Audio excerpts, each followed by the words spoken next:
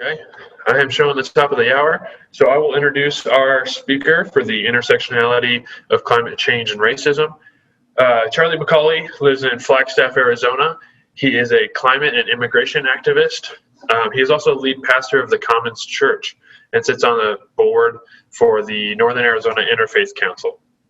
His work includes climate change communication, racial justice activism, and immigration reform lobbying.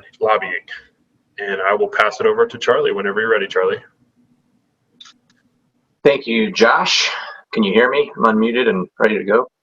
Hey, welcome, friends. I want to tell you how thrilled I am to be here. This is a privilege, a huge privilege to get to share with a lot of curious people or like-minded people about a couple of areas that I'm really, really passionate about. I'm also a member of the Citizens Climate Lobby here in Flagstaff, which is a huge part of teaching me activism. I've enjoyed going with friends and learning about political activity and meeting with Congress people and working for action. And you can see I'm actually wearing the CCL dress code. I was laughing as I was watching the conference today how many people were wearing a blue button-down shirt, and I was going, oh, I guess I got the memo. So you might not know this through the technology of Zoom. I'm sure you can tell, but I'm also a white man, which I'm sure you're super excited to hear a white man talk about racism and climate change. And I say that jokingly, but seriously. It's kind of an elephant in the room because I do spend a lot of time in activism talking about racial issues, immigration,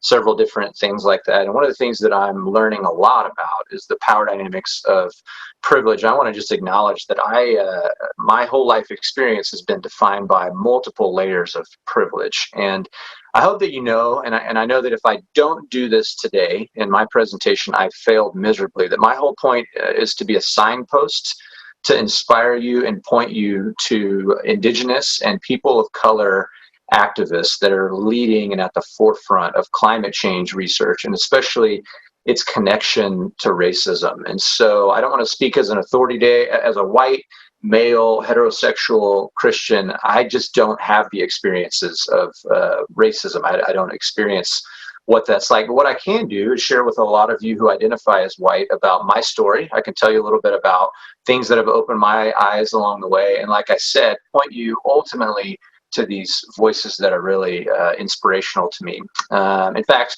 at the end of this, Josh is going to put up a resource list that has podcasts and books and scholarly articles, so you can go as far down the rabbit hole as you want to go. And all of those resources are people of color and women of color and Indigenous voices that have helped me understand a little bit of how interconnected these things are. And also tomorrow, just so you have kind of a vision of what we were thinking for all this, Karina is going to be doing her breakout session, and I hope all of you go to that because she's going to talk about inclusivity in the climate activism. And this portion today is going to talk about the problem kind of from 30,000 feet, but as a leader in CCL, which is a very inclusive organization, which I'm very proud to be a part of, she's going to talk more directly and specifically about how that looks to be inclusive and diverse, things that we celebrate as part of our organization. The last thing that I'll say about acknowledging the privilege that I speak from and what it's like to be a white man talking about racism is I am a pastor, and Dr. Martin Luther King Jr., who's a hero of mine, he wrote a letter from Birmingham jail a long time ago, and he wrote this letter to white pastors, people like me, basically, who have all of this privilege in the middle of the civil rights movement. It's a very impactful document in my life. And the reason is there's a section of that letter written basically to people like me where he says, I'm not afraid of the Ku Klux Klan. I'm not afraid of the White Council, these extremist white supremacist group. He said, I'm afraid of the white moderate. What he said, very specifically, is that what he's afraid of is people who are seeking a negative peace, which is the absence of tension, to those who prefer a positive peace, which is the presence of justice. Let me say that again, the negative peace, which is the absence of tension, which I think a lot of us, especially if we live any level of privilege in our life, we try to avoid tension.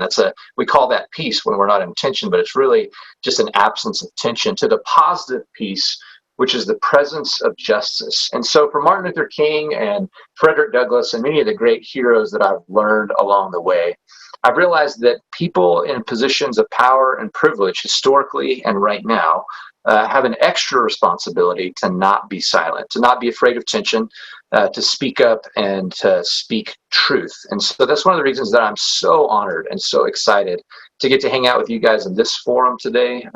It's just exciting to get to speak about how these two passions of mine collide. Now, I think I chose the title for this, Intersectionality of Climate Change and Racism, and that's a pretty lame title. I think I have a better idea for a title later on in this, but I want to talk a little bit about what I mean by intersectionality, because it has to do with that idea of two worlds colliding, or an intersection. Just picture an intersection on a highway. It's a really simple thing.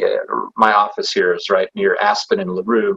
But at the intersection, both of those streets exists, and they're part of the same thing. I went out this morning, actually.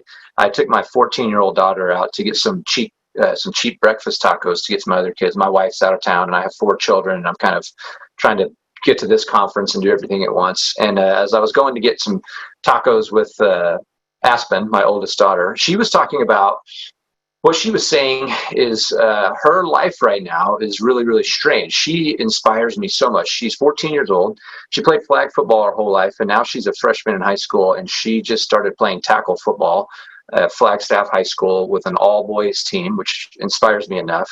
She's had incredible amount of bullying and a lot of hard things that she just keeps showing up and keep learning and trying, and it's so inspiring to me, working hard, pushing herself, and in a very uncomfortable environment. So then I couldn't experience what she's experiencing. But strangely, as we were getting tacos today, she said that experience, being the only girl on a freshman boys football team, and I've been trying to describe to her that freshman boys might be the very bottom of the human species when it comes to interaction, and she's definitely experiencing that.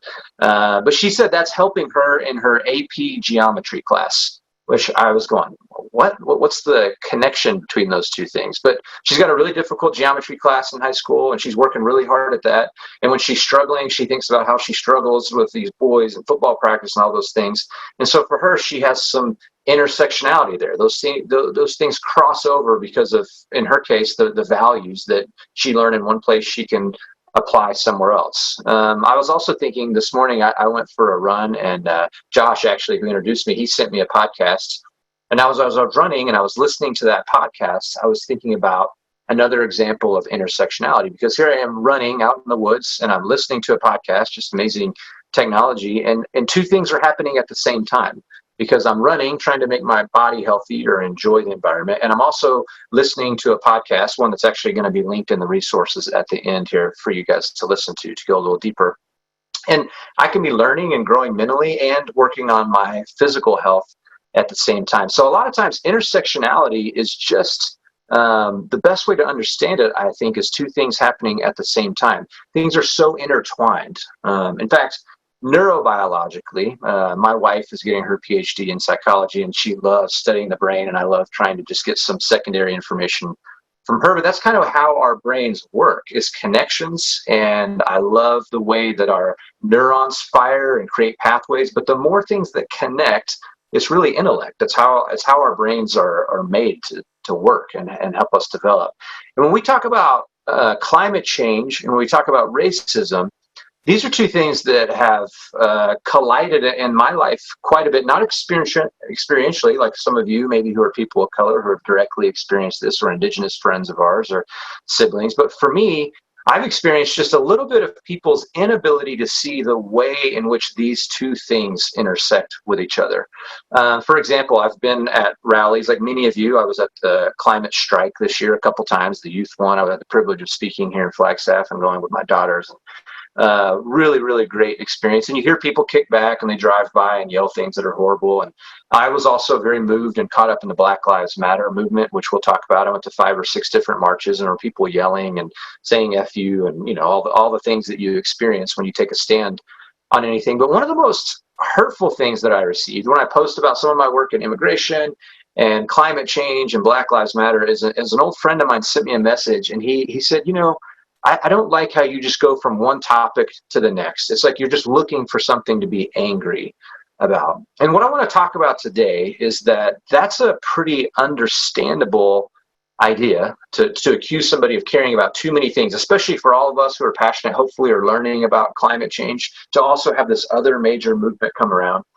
And what I want to encourage you is to not let people, what I call gerrymander, what we care about. You know what gerrymandering is. You know how people in power, they use politics and they draw lines around certain groups, a lot of times around racial groups, to limit their power. And a lot of times that's what I think we can experience when we talk about social justice issues, when we talk about intersectionality, is people will attempt to gerrymander what you can care about. They will try to put it into a box so that it loses its power. And what I would suggest, and what I have learned from people of color on the front lines of climate violence and the climate crisis, what I have learned is that the connectedness of these things increases their power. When you don't separate them out, the history makes more sense. The dynamics come into play, the power dynamics of where things come from, and that actually empowers us. That actually gives us a way forward to think about those things. So that's one of the things I want us to think about in general today, is that it's okay to care about two things at the same time, especially when they're as connected as this. I think another reason we're talking about this in CCL is the climate we're in right now. I'm a history nerd, and I'm fascinated by movements, and we're a part of a movement in CCL to try to save our planet. I'm fascinated by the moments that spark movements. I'm sure many of you are familiar with the Arab Spring, 5 different countries and millions of people back around 2010, the original Arab Spring movement. And it was sparked in part because this one street vendor in Tunisia, he was selling fruit, and the government in Tunisia took his fruit cart away, his only way of making money, and he was experiencing the oppression of the government. He couldn't have an economic way to thrive or survive. And this man, Mohammed Bouazizi, was so passionate, so distraught, so destroyed, so oppressed that he self-immolated. He lit himself on fire and committed suicide. And that one act went viral in social media, and it exploded around the Middle Eastern world, where millions of people took to the street. That act, that simple person's act, led to the dictator of 23 years in Tunisia stepping down, and 5 other countries having major political shift, because this fire, his self-immolation, caught a fire that resonated with the people. That's something I'm really interested in. When we talk about climate science, often we miss the human element of it. I mean, and by the way, this is part of the problem with being too many white privileged people leading the narrative on climate change, is that when we think of climate change, we often see an image of a polar bear or a melting ice cap instead of a human face, a person in Louisiana after Katrina, or an indigenous person on the North Slopes of Alaska who has to move. We forget that we're actually talking about real human stories. And by the way, that's what connects to human hearts. So you saw that in the Arab Spring. We all have seen and experienced this, historically in the United States, the civil rights movement. Many of you have maybe seen the movie Selma, or you remember the Edmund Pettus Bridge and John Lewis and the civil rights leaders peacefully marching across a bridge, being brutally attacked. And the whole nation, because of the technology of television, watched these people, these ministers that came to march, these black leaders, and they watched in horror as the oppressive violence of America was on display. Now, that one moment probably was the main catalyst that exploded the fire again, that passed the Voting Rights Act, with President Johnson changing his mind. But that doesn't mean it didn't have longer roots of the grassroots movements and hard work from people like Dr. Martin Luther King and Malcolm X and John Lewis and so many other wonderful civil rights leaders. And then in our own day, and this is probably what I'm most excited to transition us to, is we're living in that moment again, as all of you know, have experienced, when that video came out of George Floyd with a police officer's knee on his neck for almost 9 minutes. Most of us metaphorically or maybe physically couldn't breathe as we heard George Floyd calling out that he couldn't breathe. We watched or heard about or read about a murder right in front of us that was a fire that captivated not only this nation, but the nations around the world, to revisit the way in which racism and systemic racism and policing are a very, very big problem. And it was hard for me to watch that video. It was probably hard for you to watch that video. Collectively, we couldn't breathe with him as he called out for his mother. He summoned all mothers in that moment. And many of us have taken to the streets since. I've taken my children to 5 or 6 of these things and marched. And what I want to focus on is that phrase, "I can't breathe." In fact, I mentioned earlier that I would have renamed this whole session if I had really thought about it, to just "I can't breathe." I've chanted that with my Black friends, my Latino friends, my Indigenous friends, and stood side by side with other white friends, and we've held up signs that say "I can't breathe." We've chanted it about racial justice. But that same exact phrase can apply to environmental racism. And that's what I want to kind of transition and talk about for just a little bit, to try to connect the dots between why we should never let anyone gerrymander our passion for climate justice and a climate future in the face of this climate crisis, and also facing systemic racism, personal racism, because they are so completely intertwined. Now, what I want to do is talk about a few examples in my own life as a white privileged man that woke me up to the difference in the way that I've experienced the world and even the climate crisis and facing a future for my kids, and the way that my friends who are Indigenous or people of color face that future. I remember when I was very young at the University of Texas. I went to grad school at the University of Texas, and I had grown up on a ranch in the panhandle of Texas, very, very rural, very clean air, very not urban at all. But in Austin, I got to take this whole full body exam and test as a part of this kinesiology program I was in. And I had this really strange moment where I took this whole test that tests your flexibility and your muscle strength and your lung capacity and all this.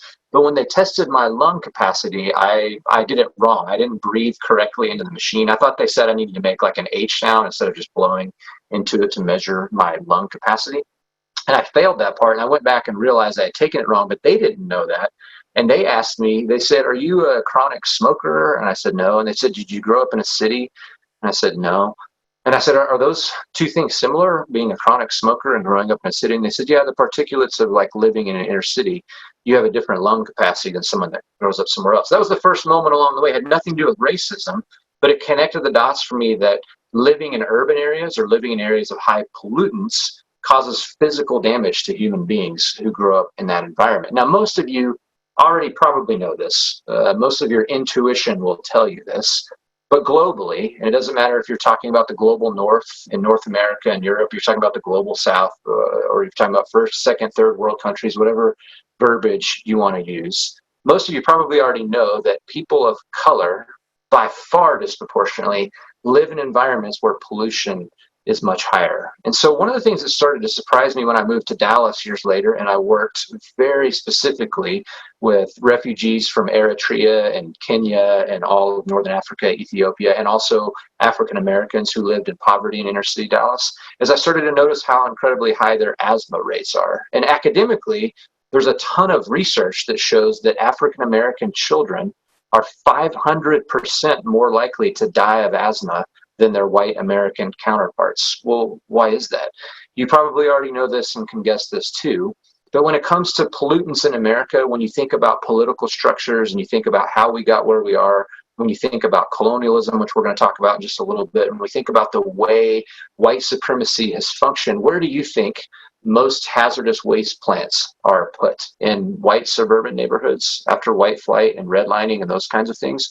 Or in neighborhoods of color? I'm pretty sure you can guess the answer that we can see from the U.S. Census. In fact, the U.S. Census says that if you look at people who live within 1.5 miles, roughly, of hazardous waste plants, 56% of those people are people of color. And what that means is there's about 9 million people in the United States who live near hazardous waste plant that have pollution coming out of it. And that means out of those 9 million, 5.1 million of those people are people of color.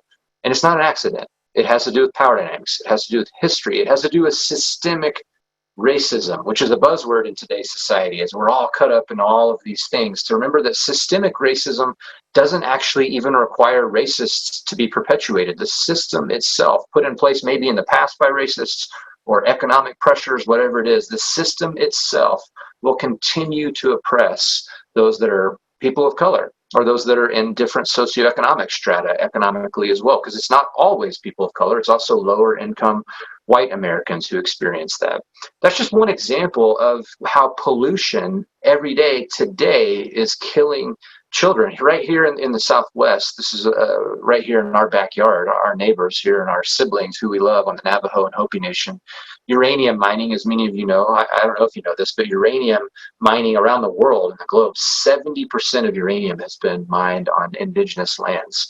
And right here in Arizona, in the Navajo Nation, Navajo teenagers, like I told you about my 14-year-old daughter who's about to be 15, I have another teenage boy and two younger children.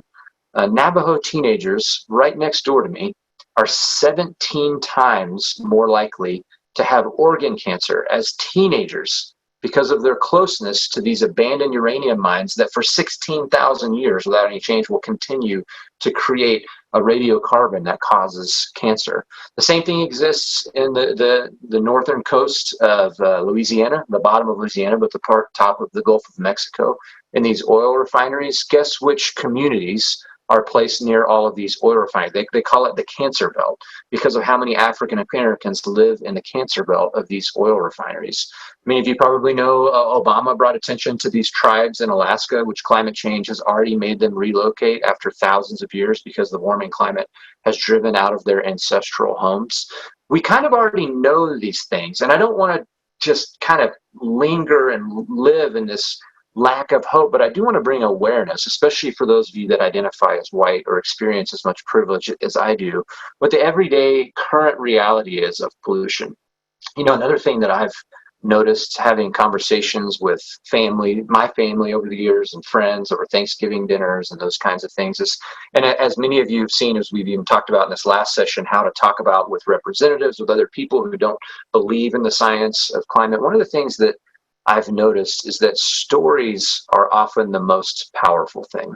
And most people, I believe, are good. I believe that love is something that every human, regardless of their religious worldview or non-religious worldview, most of us think love is better than hate. And I also think that a lot of times, if we just know the information and can put a face to or personally know someone who experiences environmental racism, or we learn about how the whole world is impacted by this, it sometimes equips us and it sometimes gives us the ability to draw more people into the conversation based on their love and their intuition for their neighbor, to understand that everyone is not having the experience that they're having. A couple other things that I learned about that were really difficult for me. I also do immigration activism, and I've been at the border several times, and many of you are aware of climate-caused immigration issues. Again, this is more intersectionality. You can't always separate all of these things out. Multiple things are true at the same time. The Syrian conflict has been showed in peer-reviewed study is partly because of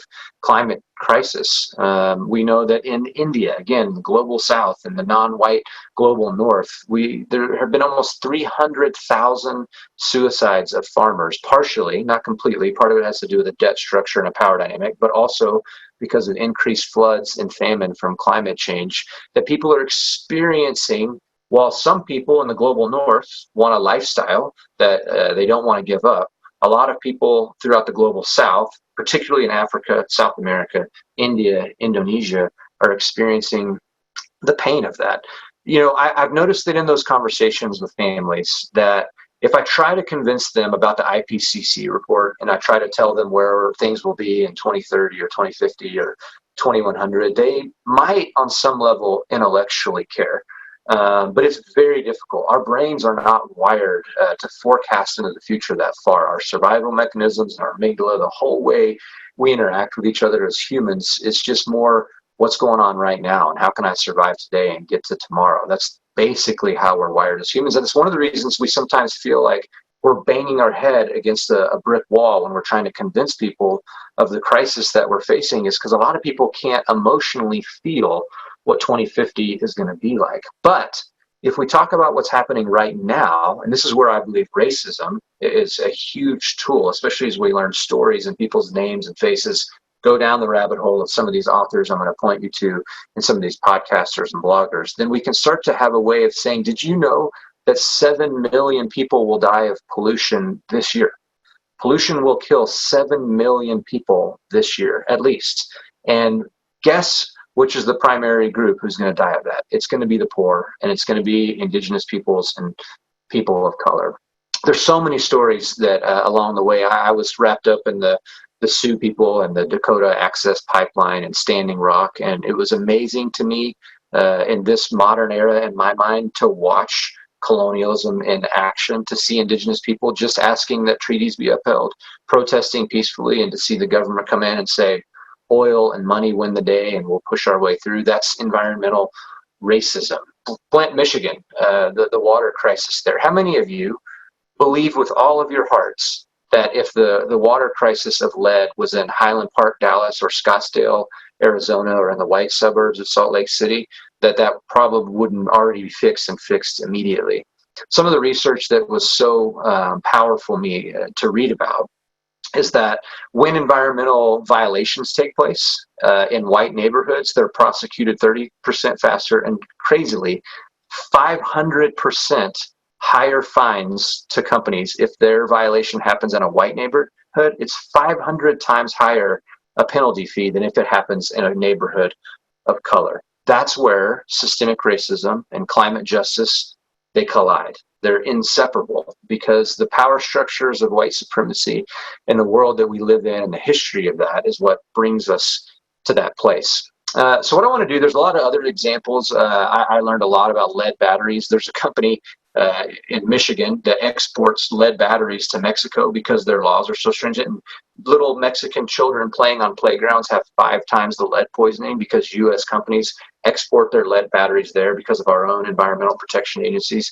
When we buy clothes at Walmart, I'm just kind of vomiting all this stuff on you. I know it's drinking from a fire hydrant, but these are the things that have really shaped me. When we buy clothes from Walmart that are made in Bangladesh, there are rivers polluted with the dyes and children bathing and dying because Walmart wanted a cheaper place to do it in Bangladesh. The U.S. exports its racism to the global south, and it has economic factors, and it's not an accident. Before we get to a time of questions, I found a really great, I thought, speech that was given at the climate strike earlier this year from the Wretched of the Earth Coalition. And I thought what I would do is read through this, talk about it a little bit, and then transition us to kind of a hope-filled vision of what things can look like when these two things collide, our passion for climate and our passion for an egalitarian world and an anti-racist view. So I'm going to read it. Josh, if you have that text, if you could just throw that text up in the chat.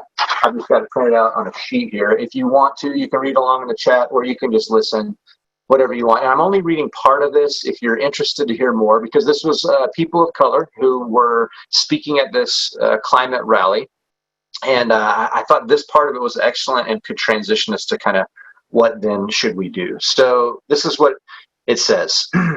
You've all heard that our house is on fire, but for many of us, our house has been on fire for over 500 years.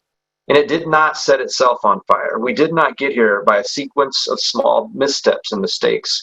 We were thrust here by powerful forces that drove the unequal distribution of resources and the rigged structure of our societies. The economic system that dominates us was brought about by colonial projects whose sole purpose is the pursuit of domination and profit. For centuries, racism, sexism, and classism have been necessary for the system to be upheld and have shaped the conditions that we ourselves live in. I love this opening paragraph right here because these leaders of color who I follow and want all of you to follow are very clear that this was not an accident. This was intentional. I also had the privilege of studying at the University of St. Andrews in Scotland. And one of the modules I had in grad school there was about post-colonialism.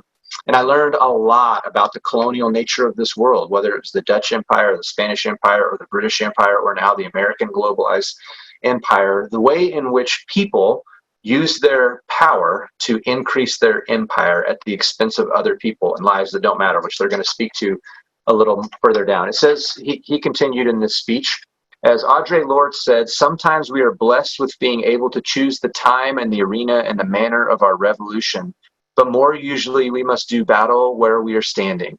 And so here we are today, still fighting. So what I want to share with you today is our vision for climate justice so that we can get there together. To me, this is what they're about to say is a succinct start to what it looks like to lead, follow people of color as they have a vision for what climate justice looks like. Here's what they said. Firstly, our vision for a climate just world cannot and will not repeat the same things that got us here in the first place. Instead, the solutions will be led by the deep knowledge that comes from the very communities who have long resisted colonialism and imperialism. So rooted at the very beginning of this vision is that we're not going to make the same mistakes of the past. We're not going to allow the same white supremacist and systemic racism cultures that are upheld by economics and all those things to lead the way. We're going to go to the source of the communities themselves that have been marginalized and even murdered for their resistance and let them lead the way. And I think that's a really, really important piece of what all of us need to learn and grow in, is that it'll be rooted in the communities themselves and those that have the courage to embrace radical solidarity. That means getting rid of the extractivist mindset, which decides whose lives and existences matter. This is the Black Lives Matter piece. This is the idea that climate crisis has been created along racial disparities. You also know not just pollution today killing, you also know that as the IPCC reports or anything, communities of color and poor communities who don't have ability to have the mobility to move away, all of these countries who didn't create the problem will face the highest consequences, from right here in our own Navajo Nation to sub-Saharan Africa, all over the global south. The richest in the world have caused the most damage, and radical solutions of reparations and things many people might not be comfortable with are what are being called for by those that are the most affected, and we should listen to what they have to say. It says, whose rivers, forests, and mountains are up for grabs, and whose people's resources can be exploited and their lands taken, and of course, whose lives can be taken when they resist. Our vision for a climate just future will not be one of extraction, but of regeneration and care. Regeneration and care instead of extraction. Because the same ideology of supremacy and the same mechanisms of extraction which have led us here in the first place will never bring about justice. Not repeating the same things that got us here, it means that there is absolutely no room for nationalism or nationalist thinking in climate justice. We will not allow the poorest in our society to pay the price for tackling the climate crisis, but neither will we allow the people of the global south to be sacrificed in order to protect the citizens of the global north. The lives of the many cannot pay for the lifestyles of the few. The lives of the many cannot pay for the lifestyles of the few. Well, so what? I'm about to end my little section here so we can have a time of dialogue and questions, which I'm super, super excited about. But I always love asking the question, so what? I believe there's something really, really positive here. Some of the things that I have learned from listening to great women of color and men of color who lead on climate justice is how joy-filled and how hopeful they are. Amidst some of the most terrible circumstances that I couldn't even imagine, they have a source of hope and joy. And we might ask, what does a future look like that is led by indigenous people and people of color, especially when we talk about saving this planet? And what I want to say is it looks wonderful. It looks diverse.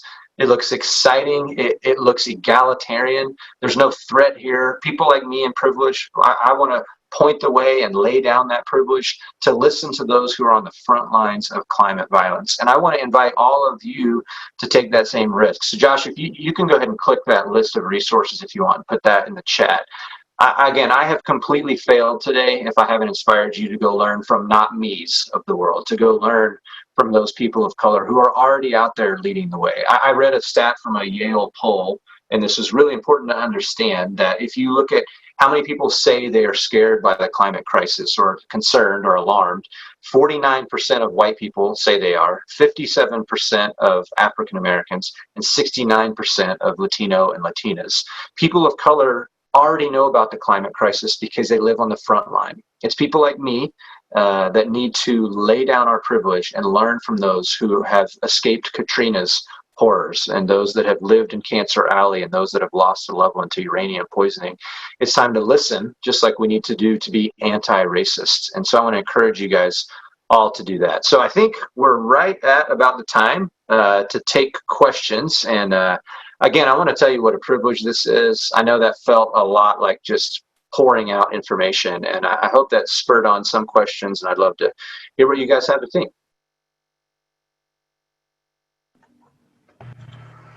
Hey, Charlie, this is Natalie Jacobson, Flagstaff. Thank you so much for that. That was great. I'm going to ask you some questions that have been coming in. Great. Okay, the first one, for climate justice folks with the view, climate justice advocate folks with the view that the solution won't be the tools that got us into the problem, how would you make the case that influencing energy markets with a carbon price is part of the solution? Yeah, really great question. I like it because, and thank you, Natalie. It's good to hear your voice. I really like that question because it kind of ties it back to this conference and CCL, what we're all about. Well, first of all, because one of the things that I have learned about from leaders and people of color is that they understand kind of where, and by the way, I forgot to mention this, if you wanted to read or even watch the whole statement from the Wretched of the Earth Coalition, just Google Wretched of the Earth Coalition climate strike. There's a YouTube video with a powerful young man of color presenting this that I was reading from. But one of the things that I've learned is there's radical ideas that make a lot of white people uncomfortable, specifically around controversial terms like reparations. Understanding that if you go all the way back to slavery or civil rights, or even today, the injustices that are happening, is that unchecked capitalist, the way we've been doing business, extracting from the land and our colonial mindset, which just continues to say you only get money if you've earned it, and fights against anything like reparations. We have to be a little more radical than that and listen to those voices. Carbon fee is not reparations. However, what it is extraordinarily, the dividend that would come out to everyone is extraordinarily egalitarian. And the impetus of the carbon fee and the dividend, one of the things that I like about it is that anything has a cost. And when you price carbon at the source, as our House bill and our ideas are, as you've heard a lot about hopefully this weekend or learning about, that cost is going to ultimately come to giant corporations. But the dividend is so egalitarian, and I think somebody could correct me, maybe Natalie or Josh, I think there's either 500 or maybe 1,000 economists who have looked over the CCL plan, a lot of economists, and what they point out is that the biggest beneficiaries are those in the lower socioeconomic status, and that's not the way that we got here to begin with. When we rethink the way we think about economics and climate change, when we reimagine it, in fact, one of my favorite phrases is political imagination. Because I think politics is a good thing.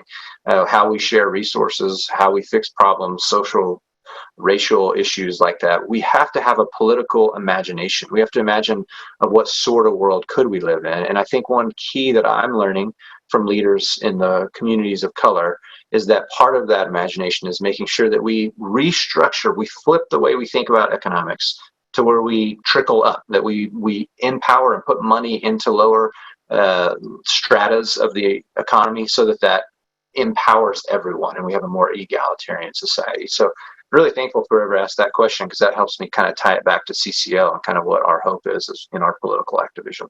Yeah. Great, thank you so much. I love that just description of carbon fee and dividend, a new way to look at it. Another question, and this is also kind of bringing it back to CCL and what we could all be doing within our chapters. What environmental justice, social justice organizations with local chapters have the best opportunity for collaboration with our own local CCL chapters? Yeah, that's a really, really good question. And help me specifically, Natalie, because I wasn't reading it. Was it asking specifically about locally which organization should we partner with, or was it for wherever you are? Yes, I believe local, but we could, I think this is a great question and just subject for all chapters maybe to be thinking about exploring, brainstorming what groups are in every community, whether it's a national group or a local group. Great. Okay, thanks. I would start with specifically because we're talking about our current environment, and I hope many of you share the passion I have for the Black Lives Matter movement. The movement for Black Lives is an organization that is a coalition of over 150 organizations, and you can go to their website if you Google Movement for Black Lives, and that's one place that you'll find that they're already on the forefront of understanding that climate activism is tied to racism. And again, it's a chance to follow the leadership of many people of color as they're already out there experiencing this. One of the things that they say in that movement that I really like, because a lot of times I hear a critique of Black Lives Matter or the movement of Black Lives Matter, is that there's not a clear leader like there was with Martin Luther King. And they say they're not leaderless, they're leaderful. They have a more grassroots feel where there's tons of qualified leaders who are at the forefront. So if something happens with one, it doesn't matter because they're leaderful. They're full leaders. So that's the first thing that comes to mind. I think that I would also point you to the resource that is linked in there, the podcast for How to Save Our Planet and Black Lives Matter episode. In there, Dr. Ayaya and also, I believe, Colette Battle and Maurice Mitchell, all people of color, have a really interesting conversation about the connection of these things. So those are things that come to mind. And then on a more philosophical level, and this applies to life in general, I think you all know this, but relationships is one of the things I love about CCL. It's relational approach to politics, but even in our own lives, especially if you're a person who identifies as white, as I am, or live a lot of privilege, is are we building relationships with the communities of color right where we live? Real face-to-face friendships and communities, because there's nothing that can replace that in terms of value. If you're a grassroots organization, if you're a leader in a group that wants to activate political change, and you're not building relationships with communities of color, and you don't know them by name, and not just communities of color, but also across the economic spectrum, the poor. Who are the leaders among the poor? One of my favorite liberation theologians named Gustavo Gutierrez, he says, "So you love the poor, huh? What are their names?" And I like that because I feel like it's a really convicting statement to those of us that like to think that we love the poor, but do you know their actual names? Do you have them over for dinner? Do you relationally know them and learn from them? Not to rescue them or not to be an influence on them, but to learn from them and follow their leadership. So I think that's kind of what I'd give as generic advice there. Great. Thank you so much, Charlie. This is just a comment I want to read from one person who's making a suggestion for collaborating. She says, suggest partnering with National Association of Realtors. That's how I found your group in DC. Thought that was interesting. And another question for you, Charlie. You sound hopeful about the good of all, or that socialization piece of sharing. How do we get the wealthy and powerful on the same side? I think that's a really, really powerful question, and it hasn't worked traditionally. And I am very hopeful. But the reason I'm hopeful is because I do believe in democracy. Now, our democracy sometimes skirts dangerously close to oligarchy. We have problems in our democracy. I've heard philosophers say that democracy is the best of a bunch of terrible ways of organizing humans. And I kind of believe that. There's just no great way to get, in our country, 325, 330 million people on the same page. But especially when a tiny percent has so much power in the form of wealth. And historically, and I'm not just talking about America, I'm talking about the Roman Empire, the Byzantine Empire, the Assyrian Empire, the Bronze Age. Humans with wealth and power typically don't want to lay down their power. But I'm hopeful because, again, I listen to my friends of color who were the ones on the front lines of the civil rights movements. I love reading Frederick Douglass's biography of what it was like to free himself from slavery in one of the most gross, oppressive systems of chattel slavery, and the fact that it took a civil war, but the people won. And then 100 years of civil rights, and now we're reliving that, but the people are taking to the streets. And the reason I'm hopeful is because of those friends of mine who experience racism directly, because they're hopeful. And because I think they know that there is no other way forward. Living in fear or giving up to the rich instead of a radical, no, we're gonna fight this with our power and use what power we have to take on the rich. Now, it's great if you live in a place of privilege and know wealthy people, and you can actually awaken them to their need to rethink the way they view politics and the way we organize the society. I think that's wonderful too. But my hope doesn't come from the idea that the rich are going to willingly give up the privilege that they've inherited for generations. My hope comes that democracy and the people will win the day, and we'll get a more equitable and just society. And I do think we have a long way to go, but we've also made some progress, and so it's important to kind of rest on that. That's a good question. Thank you for whoever asked that. Okay, thank you. I'm going to put a couple questions that are related together. As a group attempting to be bipartisan, is it really effective to tie Black Lives Matter with the environmental movement? And to what extent can we sponsor, vocally support environmental justice events and organizations without sacrificing our nonpartisan stance and laser focus on carbon price? Yeah, what a great question. And again, I like these questions that tie it back specifically to CCL and our goals of bridge building and nonpartisanship. One of the things that I would say is, again, one of the things that I'll just give you a story of my own life in a partisanship sense, working across to build relationships with Republicans and Democrats. I mentioned that I grew up on a ranch in Texas. The area that I come from is a very conservative Republican area. And one of the things that I've noticed when I've gone back home and talked with some of my friends who are Republican voters, and is that actually this current Black Lives Matter movement has been more powerful to them than any other thing that's come up during the Trump presidency. I've listened to some of my conservative friends say, I'm listening. Now, I also know there is a part of partisanship on the right that's very against the Black Lives Matter movement, but these same questions were asked about Martin Luther King Jr.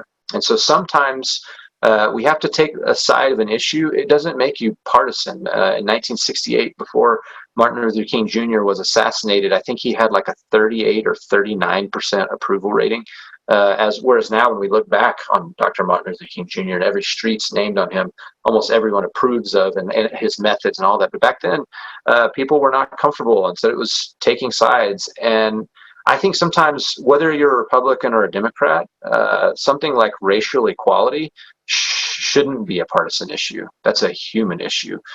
Black Lives Mattering is not a Democrat or a Republican thing. So I don't think we should be afraid as an organization to partner. Now, I know that this person might be mentioning that there is disagreement about the Black Lives Matter movement itself, but most of that is misinformation. Again, there's a difference between the movement for Black Lives and Black Lives Matter. There's 150 different organizations. Because they're leader full, you can't pin them down and you can't accuse them of being Marxist. The reality is it's a movement. It's a movement that's about egalitarian values, and that every life, especially those that have been marginalized historically, more than matter. They should be celebrated. And I personally believe that it's a mistake if anyone associates that with a political party.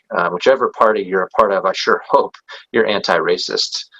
So I'm not afraid of that in any way. And I think it's important that we just, and it's not really a choice that we can make. I mean, part of the main message that I'm trying to communicate here is that climate change and racism are intertwined, whether we want them to be or not.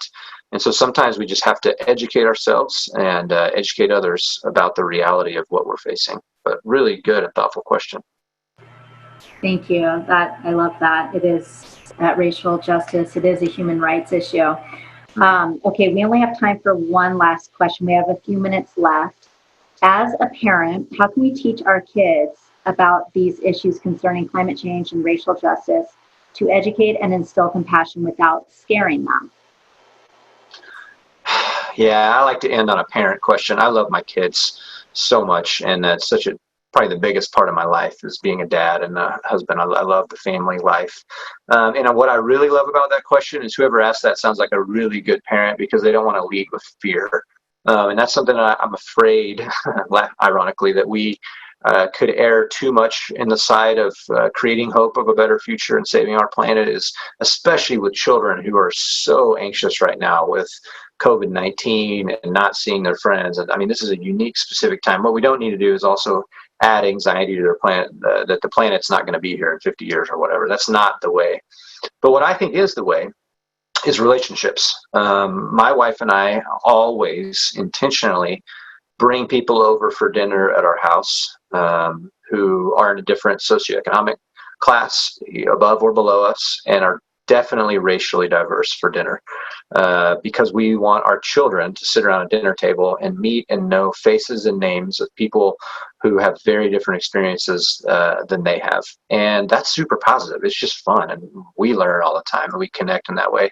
And then I take my kids with me to climate strikes and Black Lives Matter movements, because I want them to see both the positive experiences of peaceful, nonviolent protesters who want to change the world, who have a shared vision, which is 90% of every experience I've ever had. And then I also want them to see when people bring violence or negativity into it, so I can have a conversation with my kids and say, hey, do you think that's the way to do it?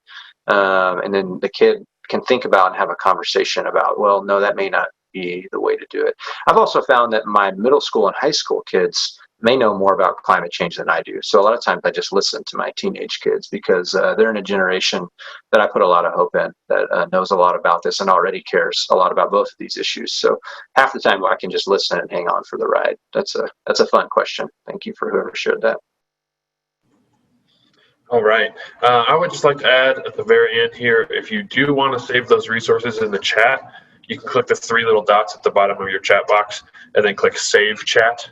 And that way you can come back to them later, pull them up whenever you get a chance and look at them then. Charlie, thank you so much. It's a pleasure to listen to you and a pleasure to call you my friend. I think we have some stuff from Bill now. Thanks, Josh. Yeah, thank you, Charlie, for that. And Josh, thank you. We are nearing the end of this part of the session for the conference, and it has been quite a conference so far. Appreciate all the speakers and everyone participating and the questions. It made me think about just talking a little bit about CCL and how important it is that we try to communicate in a fashion that is appealing to both sides of the aisle, and how we can message in a way that we can be heard. Because if we are messaging in a way that is sounding partisan, it's going to make it harder for us to advance the work that we do. So I was really enjoying Rob Davies' presentation about the, I shouldn't say enjoying, it was hard to hear. But, if we talk about climate emergency in that fashion, as with the work that we do, it may be harder for us to move forward in certain situations. So I just wanted to kind of mention that I thought that there was a really good comment by one of the volunteers about the need to act with urgency, but with an approach that Republicans can hear. And so, I think we all need to keep that in mind in our advocacy work. And, that's the really key parts to how we stick to the values that I brought up earlier on in the conference.